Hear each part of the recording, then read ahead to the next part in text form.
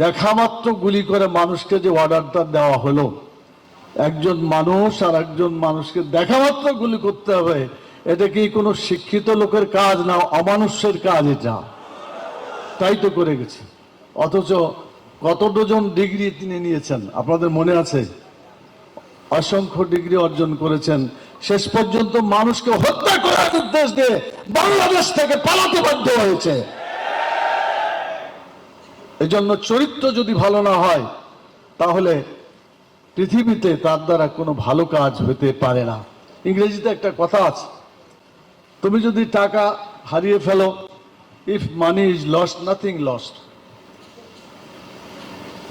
If health is lost something is lost, but the character is lost everything is lost.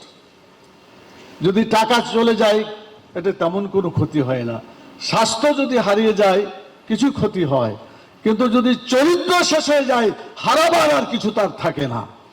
আজকে যারা শিক্ষিতর নামে পশুত্বের কাজ, মানুষের কাছে মুখ দেখানোর উপযোগী নয়। কিছুদিন আগে 5ই আগস্টের আগে যারা এই সরকারের, বিদায়ী সরকারের, খনি সরকারের, আমি বলবো এর নাম খনি সরকার বলাইতেই যুক্তিসঙ্গত হবে। কি বলেন আপনারা?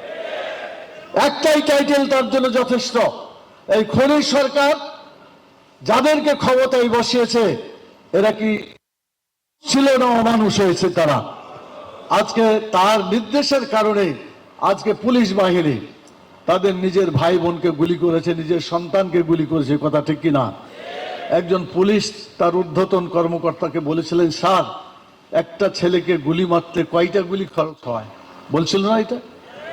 তাহলে বোঝা যাচ্ছে যে যারা এইভাবে মানুষ হয়ে লেখাপড়া শিক্ষা করলো কিন্তু মানুষত্ব অর্জন করতে পারলো না, চরিত্র অর্জন করতে পারলো না, তারা মানুষ নামে বিবেচিত হতে পারে না। আমরা এমন শিক্ষা ব্যবস্থা চাই যে শিক্ষা ব্যবস্থায় মানুষ সত্যিকার মানুষে পরিণত হবে। বলা হয় যে বিদ্যাহীন ব্যক্তি হয় পশুর সমান, আমার কাছে মনে হয় না, চরিত্রহীন ব্যক্তি হচ্ছে পশুর সমান। কথা ঠিক কিনা বলেন? অতএব চরিত্র সৃষ্টি যদি করে সেই শিক্ষা ব্যবস্থা দরকার আছে। চরিত্র যে ব্যবস্থায়, যে শিক্ষা ব্যবস্থায় চরিত্র তৈরি হয় না সেই শিক্ষা ব্যবস্থা বাংলাদেশের জনগণের কোনো প্রয়োজন নাই। আমাদের ট্যাক্সের পয়সা দিয়া চরিত্রহীন মানুষ গড়ার কোনো দরকার আমাদের নেই। সেজন্য যে সরকার বর্তমানে বিদ্যমান আছে, উপদেষ্টা সরকার, তারা অবশ্য এটা করার জন্য যথেষ্ট উপযোগী নয়। জনগণের ভোটে নির্বাচিত সরকার আসলেই সেই দাবিটা পূরণ হওয়ার মতো।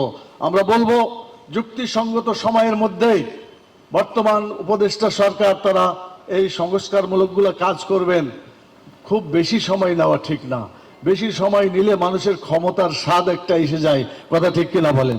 অতীতে দেখা গেছে এই আর্মি বা এই ধরনের শক্তি যখন ক্ষমতায় যায়, ক্ষমতার স্বাদ যখন পেয়ে যায় তখন আর ক্ষমতা ছাড়তে চায় না, নতুন নতুন দল তৈরি করার ক্ষমতা আঁকড়ে ধরার চেষ্টা করে। বাংলাদেশের ইতিহাসে ঘটনা আছে, আছে না নাই? অতএব আমরা বলতে চাই যে খুব বেশি না, একটা বছরের মধ্যেই অবশ্যই সংস্কার কাজ শেষ করতে হবে এবং এখানে একটা নির্বাচিত সরকার যাতে আসে, কেয়ারটেকার সরকারের অধীনে নিরপেক্ষ নির্বাচনের মাধ্যমে যাতে এখানে নির্বাচন হয় সেজন্য তাদেরকে চেষ্টা করতে হবে। আর নির্বাচিত সরকার এসেই তখন আমরা মনে করি জনগণের উপযোগী যে শিক্ষা ব্যবস্থা, সেই শিক্ষা ব্যবস্থা তারা করবেন। আমরা নির্বাচিত সরকারের মাধ্যমে এটা দাবি করতে পারি। উপদেষ্টা সরকারের কাছে এত দাবি করছে মানুষ, মনে হচ্ছে যে সরকার এসে গেছে, যত দরকার সব উপদেষ্টা সরকারের কাছে পেশ করা হচ্ছে। আনসার বাহিনী বলেন, কত বাহিনী, প্রত্যেকে এসে নিজের মানে দাবি পেশ করছে।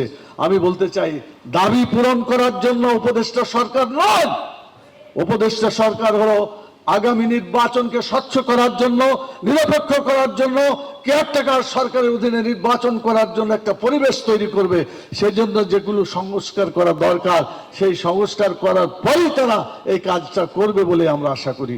প্রিয় ভাইরা, ভাই এবং বোনেরা, আমি কথা শেষ করতে চাই, নামাজের সময় এসে যাবে কয়েক মিনিটের মধ্যেই। আমি যে কথা বলে শেষ করতে চাচ্ছি সেটা হলো যে বাংলাদেশে শিক্ষকদের অনেক সমস্যা আছে।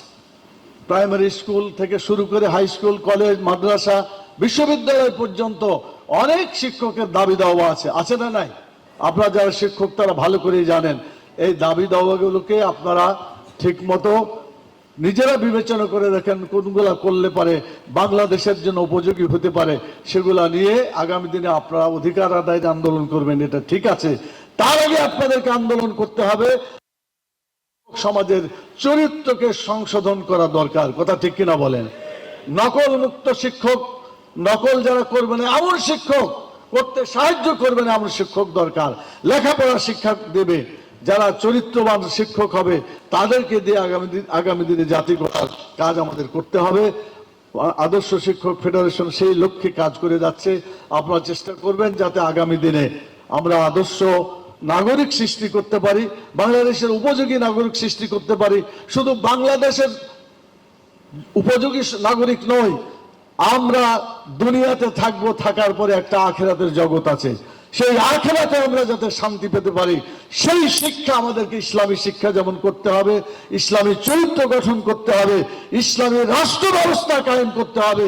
ইসলামী রাষ্ট্র ছাড়া কোনো শিক্ষা ব্যবস্থা বাংলাদেশে কায়েম হতে পারে না।